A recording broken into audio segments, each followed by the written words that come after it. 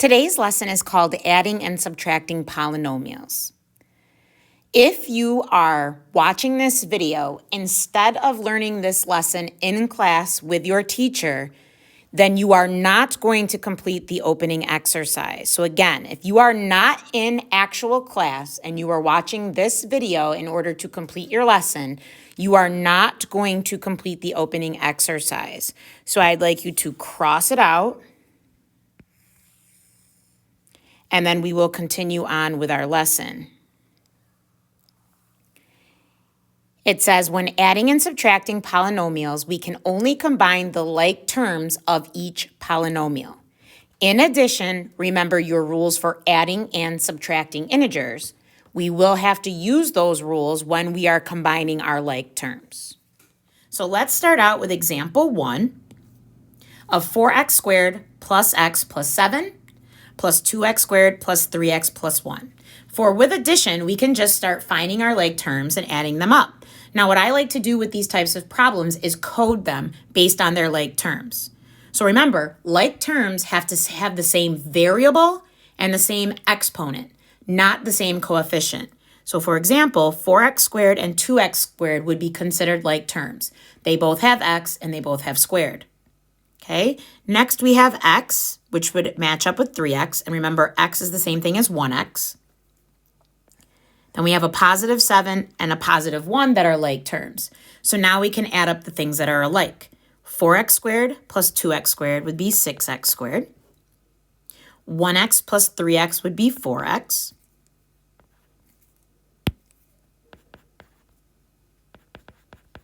And 7 plus 1 would give you 8. So now I have all unlike terms strung together in descending order, and which we talk about in our vocabulary. And now my answer is complete, 6x squared plus 4x plus 8. So now we'll look at number 2, which is subtraction. I want to subtract x cubed plus 5x squared plus 4x minus 7 from 3x cubed minus x squared plus 8.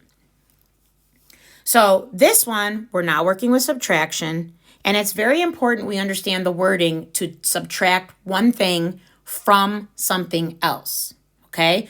So for example, if I go up here for a second and we think about it separately with integers.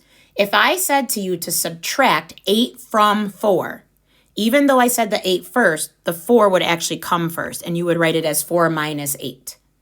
And then from your integer rules before, remember, you would change that to addition. So you would leave 4, change subtraction to addition, and make 8 the opposite of what it was. So you might have seen it referred to as leave, change, change. We are going to do the same thing for our polynomials. So I want you to put a little star there and remind yourself that the order matters here. So since it says subtract x cubed expression from the 3x cubed expression, the 3x cubed expression actually comes first. So 3x cubed minus x squared plus 8, and then subtract from that x cubed plus 5x squared plus 4x minus 7. And we're going to apply that same principle of leave, change, change to this expression. So I'll kind of color code this to help you out. The first one I am keeping exactly the same as it was. I've changed nothing in that first polynomial. So that's the leave. Next, we're going to do the first change, which is changing subtraction to addition. And now in that second polynomial, I'm going to make everything the opposite of what it was. So that will be negative x cubed minus 5x squared minus 4x, and then add 7. So all the signs are the opposite of what they were originally. Now I can go through and actually find my like terms. I've got x cubes I need to combine.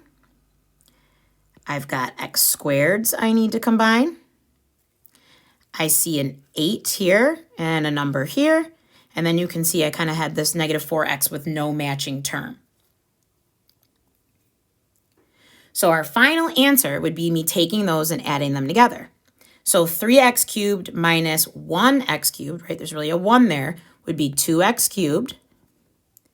Then I would have the squared. So I have negative 1x squared and negative 5x squared, which would be negative 6x squared. Then I have the minus 4x that has nothing to combine with. And then I have 8 and 7, which makes 15. We'll squeeze that in there. Okay, so that's our final answer for number 2. Now let's take a look at number 3. Here, we want to practice doing some substitution with our polynomial operations. So it says let a equal 3b minus 2c. They want you to find the trinomial that represents a when b equals x cubed plus 8x and c equals x cubed plus 12x. So we have our expression a equals 3b minus 2c. And now we're going to do our substitution. So that means a equals 3, and our expression for b in parentheses anytime we do substitution. So x cubed plus 8x, and then minus 2, and then in c's position in parentheses, we'll go x cubed plus 12. So now you can see to start simplifying this, we actually have to use distributive property first. So we're going to distribute the 3 through these parentheses. And we get 3x cubed, and then 3 times 8x would be 24x. And then when you do distributive with the next piece, think of this as a negative 2. So you're dealing with negatives and positives. So negative 2 times x cubed would be negative 2x cubed. Negative 2 times 12 would be negative 24.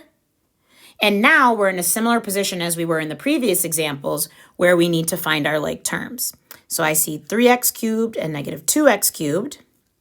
Then I see 24x, and then I see minus 24. So I've coded those all based on like terms. So we can see our final answer would be 3x cubed minus 2x cubed would be 1x cubed.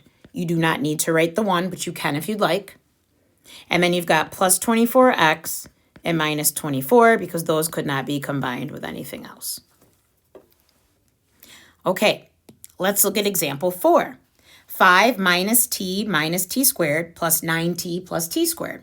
So we can just, since it's addition, go ahead and code our like terms. So we've got numbers and no other numbers. We've got t's and t's, and then we've got squareds and t squareds. So we're going to see that the t squareds actually cancel each other out. Negative 1t squared and positive 1t squared eliminate each other. Negative 1t and 9t would make 8t. And then 5 has nothing to combine with, so it would just be plus 5. Okay. Let's look at number 5. We have 3p plus 1 plus 6 times p minus 8, and then minus p plus 2. Okay, so we see some distributive properties we need to take care of. We have 6 that has to be distributed, and then this is really a negative 1 that needs to be distributed. So I would highly suggest that you either rewrite that or squeeze that 1 in there to remember what number's actually there. So we're going to have 3p plus 1. Nothing changes there. 6 times p would be plus 6p. 6 times negative 8 would be minus 48. Negative 1 times p would be negative 1p or negative p. And then negative 1 times 2 would be negative 2. And now we can find our like terms. I have p's here, and here, and here. And then I have numbers. So if I go ahead and combine these, 3p plus 6p would be 9p. Take away, remember, 1p would be 8p total. And then numbers, 1, negative 48, and negative 2 are going to combine to get negative 49. So I get 8p minus 49. And that concludes our lesson on adding and subtracting polynomials.